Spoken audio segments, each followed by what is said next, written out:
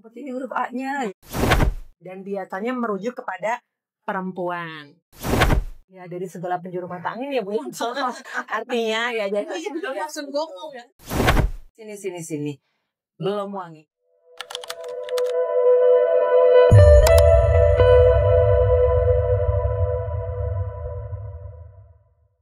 Assalamualaikum warahmatullahi wabarakatuh. Kembali lagi sama Rika di BPS Banten Podcast. Kok pada lemes banget penonton saya hari ini? Gimana kabarnya sahabat data semuanya? Kita kembali lagi podcast dan kali ini kita akan membahas tentang ini seru banget pokoknya temanya ada di salah satu konten di Instagramnya BPS Banten yang viewersnya itu hampir 3.000. Wow ya. Yes, kita hari ini akan bahas tentang perempuan dan peran ganda. Nah, sebelum saya perkenalkan narasumber kita di podcast kali ini, saya mau membaca salah satu data mengenai perempuan peran ganda. Wah, apa dia? Bisa dilihat di layar YouTube sahabat data semuanya yang lagi nonton nih, ada data tentang persentase keterlibatan perempuan di parlemen ya. Yang terendah di Kota Serang 8,89%, kemudian Kabupaten Serang 12%, Kota Cilegon 10%, Kota Tangerang 12%, Provinsi Banten 14%, Kabupaten Pandeglang 20%, Kabupaten Tangerang 20%, Kabupaten Lebak 14%, dan yang tertinggi berikan aplaus yang meriah untuk Kota Tangerang Selatan. Ada sebanyak 26% perempuan di parlemen, tapi tidak ada kabupaten kota di Provinsi Banten maupun di provinsi yang mencapai 30% ya. Oke, nanti kita akan bahas bersama bintang tamu. Bintang tamu. Narasumber saya pada hari ini ada Kepala BPS Kabupaten Serang Ibu Tuti Amalia MAV. Nanti kita akan bahas pengalaman pribadi beliau, bagaimana caranya menyeimbangkan antara karir dan keluarga. Luar biasa. Satu lagi ada psikolog BPS Provinsi Banten, ada Teh Mita Pramita Gayatri SPSI. Kok nggak tepuk tangan sih? Oke, selamat siang apa pagi nih? Pagi menjelang siang. Bu Tuti dan juga Teh Mita, gimana kabarnya? Alhamdulillah baik, sehat. Cantik ya. Iya. Oke, representasi dari perempuan-perempuan peran ganda yang ada di Provinsi Banten, meskipun sebetulnya Bu Tuti dan juga Teh Mita ini dari Jawa Barat ya. Iya. Tapi sekarang menetap di Banten. Oke, luar biasa. Bu, kita akan ngobrolin sesuatu hal yang menjadi keseharian kita nih ya. Punya peran ganda. Artinya kita di rumah juga, ngurus anak juga, ngurus suami juga, terus di kantor juga, bahkan jadi kepala BPS. Bagaimana perasaannya, Bu? Perasaannya campur aduk. Gado-gado. Ya, ujungnya sih alhamdulillah ya, sampai sejauh ini bisa saya jalankan dengan baik ya. Ya tentu dinamika mah ada ya. Namanya kita perempuan, kodratnya kan sudah di rumah ya. Mita ya, betul nggak? Rika juga, ini juga sama lah, berdua juga peran ganda juga kan, seorang ibu dan juga seorang gak ada campuran malah Bu. Gak ada campuran ya, gak ada campur. Oke, kita akan bahas dari sisi psikologi dulu ya. Teh, apa sih yang dimaksud dengan peran ganda bagi perempuan? Oke, sebelum masuk ke peran ganda, mau koreksi sedikit tadi. Saya bukan psikolog. Karena basis sarjana psikologi, tapi saya konselor di Badan Pusat. Yang biasanya jadi tempat curhat nih ya, yang galau-galau. Oke, tadi balik ke tadi ya, peran ganda ya. Kalau peran ganda itu ada ketika seseorang menjalani peran lebih dari satu, ya bisa 2 ataupun 3, dan biasanya merujuk kepada perempuan. Kenapa begitu? Karena perempuan itu kalau sudah bekerja, dia dituntut di ruang domestik dan juga di ruang publik. Ruang domestik ya seperti yang biasa kita sharing ya, memasak ya Bu ya. Dari masak, urusan perintilan anak sekolah sampai ke suami. Sementara di ruang publik, Mbak lihat Bu Tuti kan betapa hebatnya, selain jadi kepala kabupaten, beliau menulis juga loh. Karena kita udah bukunya di podcast. Jadi itu peran ganda itu ketika seseorang menjalani peran lebih dari 1, bisa 2, 3 atau 4 dalam waktu yang bersamaan. Oke, saya ke Bu Tuti. Bu, tantangan yang dialami Ibu selama menjalankan peran? Berarti Ibu sudah di BPS selama berapa tahun? 30 tahun. 30 tahun. Pasti kan ada pasang surut ya. Iya. Sekarang anak-anak sudah Besar. pada besar, Ibu punya waktu yang luang lah untuk menulis dan segala macam. Nah, pasti kan anak-anak Ibu pernah bayi, kemudian juga balita gitu kan. Biasanya kan ibu-ibu tuh galau sama hal tersebut. Gimana sih Bu, Ibu menerobos tantangan itu sampai bertahan di BPS 30 tahun? Oke, cerita sedikit ya. Pertama kali saya sebelum menikah udah di BPS kan. Alhamdulillah. Jadi suami juga udah paham lah kegiatan orang BPS seperti apa, yang siap untuk ditinggal-tinggal kalau kita ada pelatihan-pelatihan kan ditinggal mungkin hanya sehari dua hari ya. Alhamdulillah karena sudah paham ya. Nah begitu punya anak pertama nih, sulit ternyata mencari pengasuh. Sekarang waktu itu saya masih di Jakarta waktu itu ya. Jakarta apalagi ya, cari pengasuh tuh luar biasa. Nggak ada orang tua, nggak ada saudara, jadi tetap harus akhirnya karena keterbatasan dan sebagainya, kebetulan juga suami pindah ke Bandung. Saya bersyukur ya, di Bandung ada orang tua. Artinya ya saya ke Bandung pindah, kemudian anak masih kecil, tetap aja walaupun dititip orang tua kan ada rasa nggak enak ya. Masa saya nyuruh orang tua saya juga sibuk, ternyata kan masih beginilah, masih aktif. Ibu saya kan kebetulan guru besar di Universitas Pajajaran, pasti kan waktunya juga. Ayah saya juga dosen.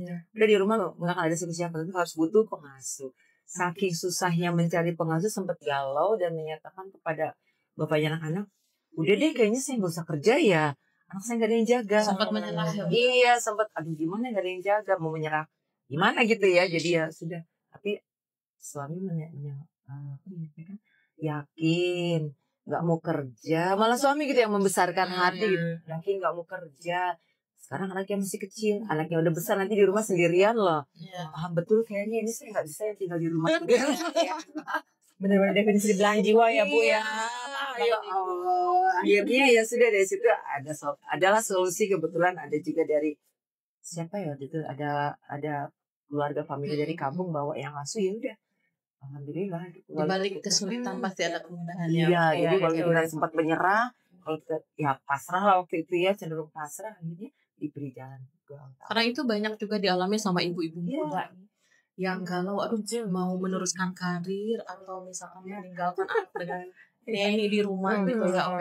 Kita balik ke terminal. Saya penasaran, support apa sih yang dibutuhkan sama ibu-ibu ini yang punya peran ganda, baik itu dari luar maupun dari dalam? Support ya dari segala penjuru mata angin ya Bu ya. Artinya ya jadi Sunggokong ya. Qatar.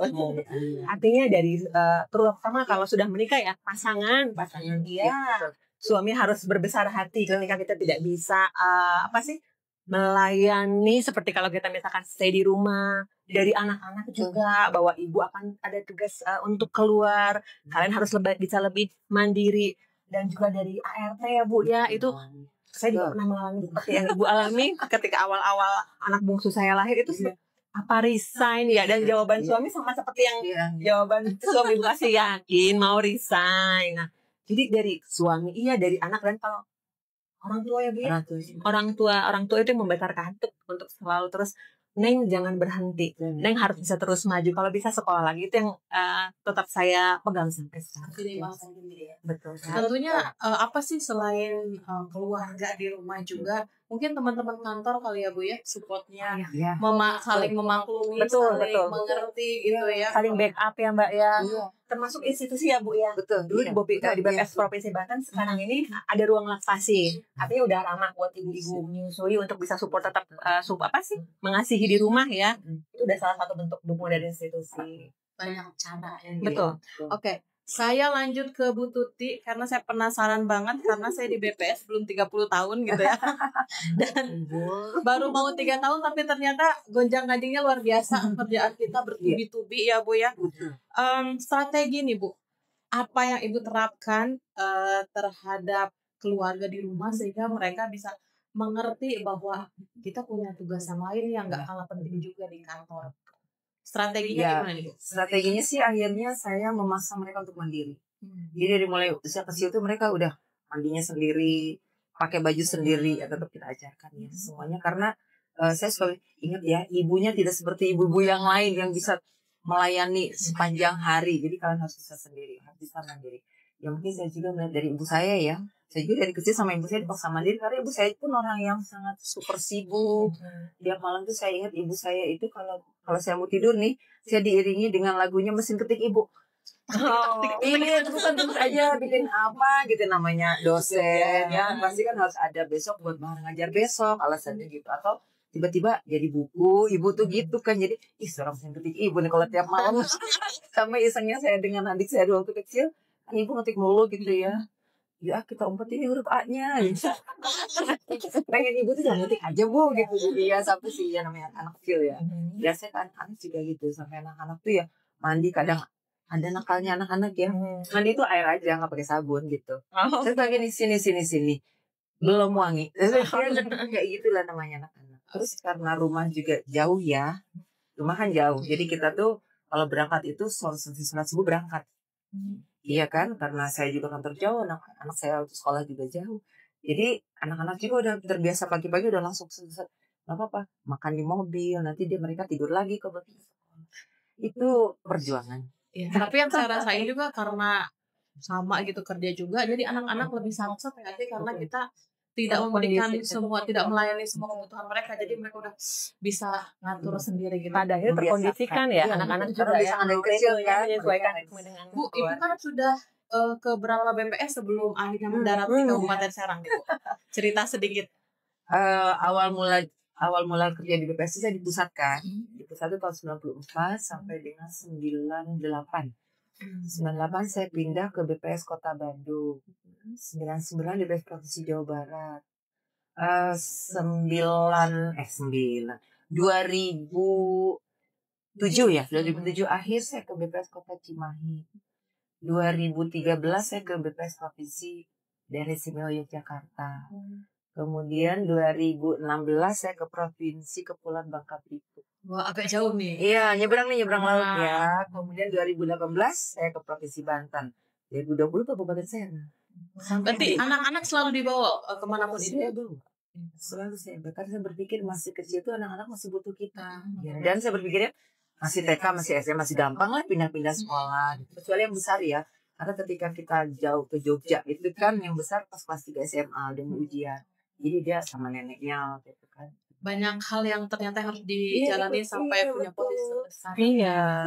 Orang lihat kadang-kadang depannya aja ya. Berapa sudah di balik itu semua. Saya minta Bu Tuti, kita seru banget ya obrolannya. Tapi sebelum kita lanjutkan obrolan, saya ada data lagi nih tentang seberapa tangguhnya Wonder Woman di Provinsi Banten. Dari tahun 2020 sampai 2024 saya punya data tentang rata-rata gaji bersih pekerja perempuan per bulan di Provinsi Banten. Jadi rata-ratanya berapa sih? Tahun 2020 itu 3,38 juta. Kemudian 2021 itu 3,52 juta. 2022 3,72 juta. 2023 3,79 juta. 2024 3,9 juta. Berarti hampir 4 juta. Mungkin 2025 belum rilis angkanya bisa nyampe angka 4 juta. Segitu rupiah Bu yang disumbang sama perempuan untuk kebutuhan domestik rumah tangga gitu ya. Saya sebagai perempuan merasa bangga kita punya andil terhadap perekonomian keluarga. Bukan cuma itu tapi juga menjadi contoh untuk anak-anak ternyata ibu saya Wonder Woman gitu ya. Mudah-mudahan saya bisa mengikuti ibu nih, bisa berkarir dan juga menjalankan peran sebagai ibu ya. Sukses di karir dan juga sukses di rumah. Saya mau beralih ke tingkat stres juga. Kan kalau ibu-ibu terkenal banget tuh ya di rumah paling cerewet katanya ibu, beda sama bapak. Nah, gimana sih kalau misalnya kita nggak punya perhentian hanya di rumah aja udah stres kan? Apalagi double job nih. Gimana cara mengelola stres agar kita bisa mengendalikan emosi dikala tuntutan pekerjaan yang banyak tapi domestik juga harus kita kerjakan. Gimana cara mengelola? Kalau stres sih sebetulnya itu berbalik pada masing-masing individu itu sendiri ya. Jadi stres itu diartikan sebagai ada kemampuan dan potensi kita dan juga ada tantangan, terdapat gap antara kedua hal itu. Jadi kita merasa tertekan sehingga harus menghadapi hal tersebut. Nah kalau stres sendiri di tempat kerja misalkan ada stres yang disebabkan oleh organisasi, misalnya ada perantingan karyawan, ada pola komunikasi yang nggak jelas, ada stres karena misalkan dengan people-nya, individunya, masalah komunikasi misalnya, ada stres dengan lingkungan, misalkan kemarin ada demo ya Bu ya itu, atau misalkan seperti sekarang air conditionernya kurang jalan lancar, itu kan stres diri buat kita ya. Redang gitu. Betul. Itu semua sudah zamannya. Ada yang nggak tahu redang. Jadi itu semua sebetulnya potensial sekali menyebabkan stres pada manusia ya, pada individu, terutama pada perempuan. Tinggal dari kitanya bagaimana mensikapi kondisi stres tersebut. Stres itu sebenarnya dibutuhkan Bu, kadar-kadar tertentu dan kadar-kadar kecil dibutuhkan kita untuk apa? Untuk bisa meningkatkan daya juang kita, daya tempur kita. Kalau misalnya kondisinya nyaman aja, aman aja, ya kita nggak berubah, kita nggak bergerak dari zona nyaman kita ya, tetap aja dengan kondisi yang apa adanya begitu. Tapi kalau stres pada ibu bekerja dengan peran ganda, itu sudah pasti saya sih bisa bilang double ya Bu ya, ya di kantor ya di rumah. Tapi bukan berarti tidak bisa dilalui dengan baik ya Bu ya. Tiap orang punya cara masing-masing untuk bisa mengelola itu. Kalau saya sih suka bilang ini, kenali tubuh diri sendiri dulu ya. Saat kapan dan kondisi bagaimana yang membuat kita stresnya itu memuncak. Apakah dengan pekerjaan yang deadline-nya terlalu rapat, itu berarti harus bikin yang namanya ini kegodaan itu ya, manajemen waktu seperti itu. Kalau saya sih sering olahraga misalnya, itu kan ngerilis hormon ya, dopamin. Atau kalau misalkan nggak suka olahraga, bergerak deh, apapun itu. Berarti hanya diri kita yang bisa menemukan obat kita menggiling kita, betul. Ibu misalkan dengan menulis healing ya Bu ya, merilis emosi. Olahraga terus Mbak misalkan dengan, kalau Mbak Rika saya podcast lagi. Podcast jadi healing. Nggak bisa juga sebetulnya ya. Langsung healing. Makin stres makin banyak masalah. Jujur ya Bu ya. Ya bisa, artinya setiap orang juga punya cara masing-masing untuk meredakan stres tersebut. Nggak usah takut dengan stres. Sebetulnya stres itu challenging buat kita ya. Untuk bisa menumbuhkan diri kita sendiri. Cuman memang harus cari cara supaya bisa melalui itu dengan baik. Nggak usah disangka sih misalkan, aduh gue lagi mumet ya, emang udah lagi mumet aja. Tapi kan itu fase. Jadi kalau sudah stres ya sudah ada. Tidak ada manusia yang tidak stres, tidak ada yang tidak ada. Tapi harus di-aware Mbak, kalau misalkan sudah stresnya berlangsung terus-menerus, misalkan sampai kurang lebih 1 bulan, 2 bulan, itu takutnya bukan hanya stres aja, tapi sudah mempengaruhi sistem hormonal tubuh, bisa berkembang misalnya ke arah depresi atau yang lain. Jangan lupa hubungi konselor. Iklan di Banten, konseling BPS. Kita di sisi lain gitu ya, berapa sih jumlah kan Teteh sebagai salah satu konselor di BPS, di Badan Pusat Statistik ya, Teteh menerima konseling itu dari luar BPS Provinsi Banten, bahkan ada yang dari Halmahera. Oke. Biasanya 1 bulan Teteh tuh menerima berapa pasien sih? Pasien itu bukan pasien lah. Kayaknya gimana ya? Saya bilang ini teman lah ya. Yang pengen curhat ya. Kan ada yang tercatat, ada yang tidak tercatat sebetulnya ya. Kalau saya sih dengan teman saya biasanya tidak mencatat, itu sudah sebagai teman aja. Tapi yang menarik Mbak Rika, dari semua yang pernah sharing dengan saya itu perempuan. Yang tercatat dan tidak tercatat itu perempuan. Kalau bapak-bapak bukan nggak stres, mungkin nggak dipikirin. Laki-laki memilih untuk tidak bercerita mungkin ya. Laki-laki tidak bercerita tapi langsung bergerak. Bergerak. Karena kebutuhan perempuan untuk mengeluarkan kata-kata juga lebih banyak kan ketimbang laki-laki sebetulnya. Sehari berapa kata sih? 20.000 Jadi harga gitu udah stres sendiri ya. 20.000 kan. Harus keluar. Berapa rata-rata 1 bulan Teteh menerima konseling? Di yang tercatat sih bukan per bulan ya Mbak. Dalam 1 semester itu kemarin saya menerima kurang lebih nggak sampai 10 sih yang tercatat, nggak banyak ya. Yang tidak tercatat kayaknya lebih banyak yang tidak tercatat ya. Oke, nih misalkan Teteh nih menerima konseling gitu ya, sementara hati Teteh juga sedang galau lah misalkan. Apa misalkan nanti dulu deh, aku lagi nggak oke dulu, atau mungkin mau nggak mau harus dihadapi. Yang jelas kita harus punya barrier ya Bu ya. Perempuan itu harus tahu kapan berkata enggak sih Bu. Kalau saya sih begitu. Harus berani juga ya. Harus berani ngomongnya. Memang Kalau saya misalkan meneruskan dengan kondisi saya seperti ini, hasilnya tidak akan maksimal untuk Anda dan buat saya.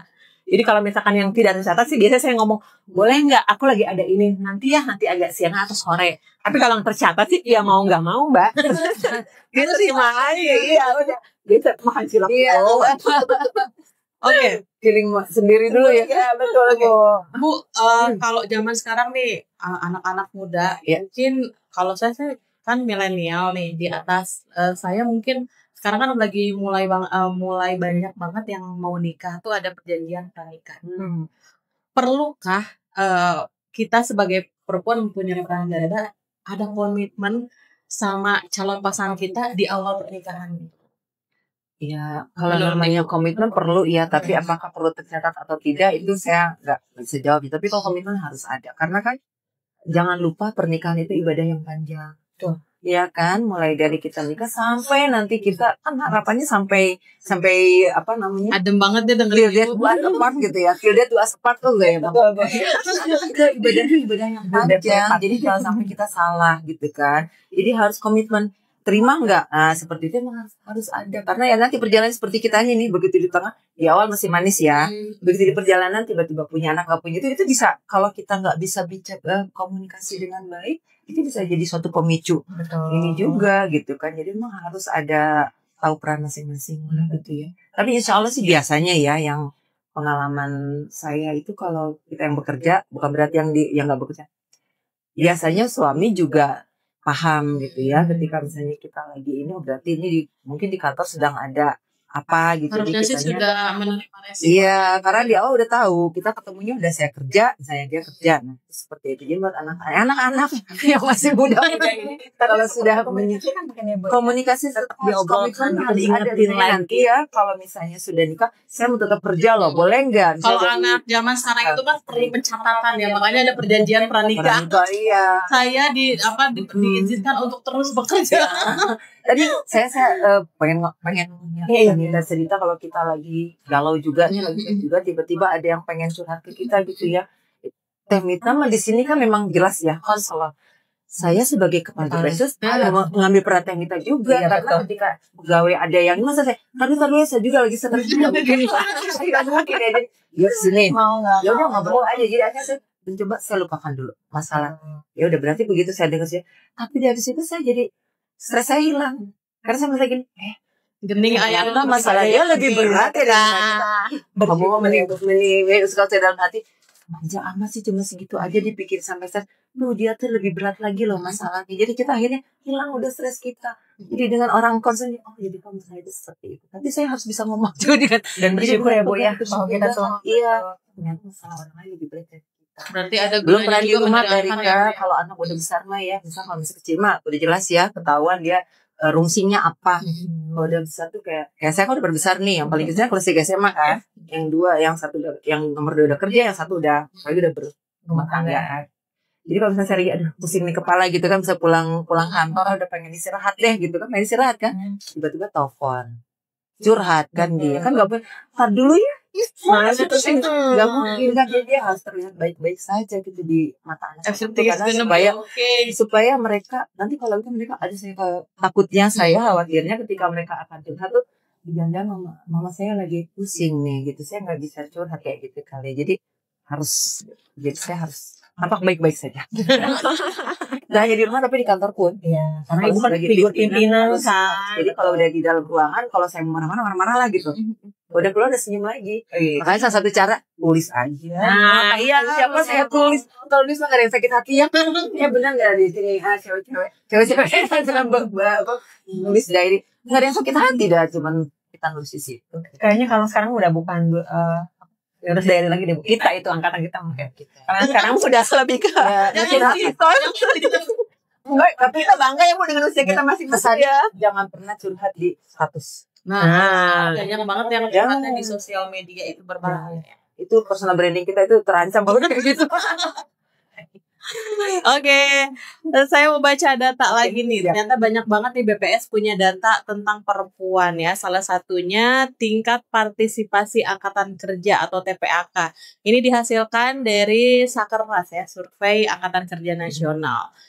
2023 ternyata banyak juga nih 46,16%.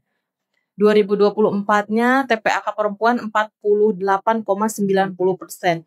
Jadi hampir setengahnya penduduk di Provinsi Banten perempuan bekerja. Luar biasa ya, menjadi kalau saya sih dengar ibu saya dulu bilang kalau jadi perempuan itu jadilah penolong. Katanya kita bisa nolong keluarga dan lingkungan sekitar gitu ya. Oke, sudah gini-gini operator satu deh dari sebelum kita closing dari Teh Mita dan juga Bu Tuti, apa yang dia harus dilakukan kita sebagai perempuan yang punya peran ganda untuk bisa menyeimbangkan ya peran kita baik itu di dalam maupun di luar. Pesan untuk sahabat data semuanya yang berjuang bersama. Bukan pesan sih ya, mungkin lebih kayak gini. Kalau saya sih jadi perempuan itu harus selesai dulu dengan diri sendiri ya. Karena ialah yang pertama meletakkan fondasi untuk keluarganya dan mungkin untuk peradaban nanti. Jadi itu ya dalam banget sih. Jadi terkurang sih. Dari Ibu. Ya, kalau dari obrolan kita panjang tadi kalau udah jelas ya kata buat perempuan itu memang harus kita sanggup. Baik yang bekerja maupun yang tidak bekerja. Itu stresnya juga sama aja. Bekerja karena bekerja, tidak bekerja karena tidak bekerja, sama aja ada stresnya juga. Jadi perempuan itu harus tahu dan yang jelas kita ini sebagai perempuan memang harus yang bagian mengalahnya memang kita. Karena kita sebagai pemadam kebakaran kali kalau ini ya.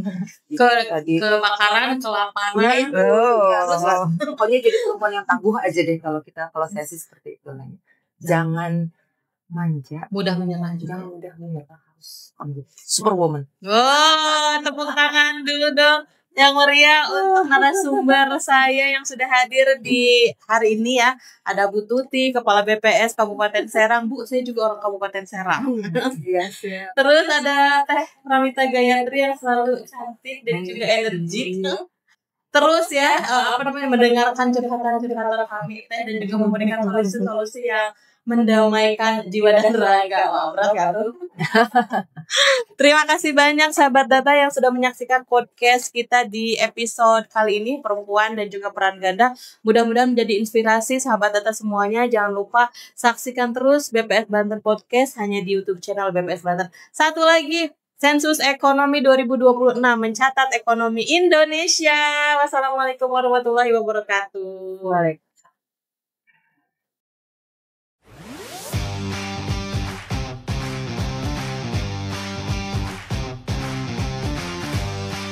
Subscribe to my channel.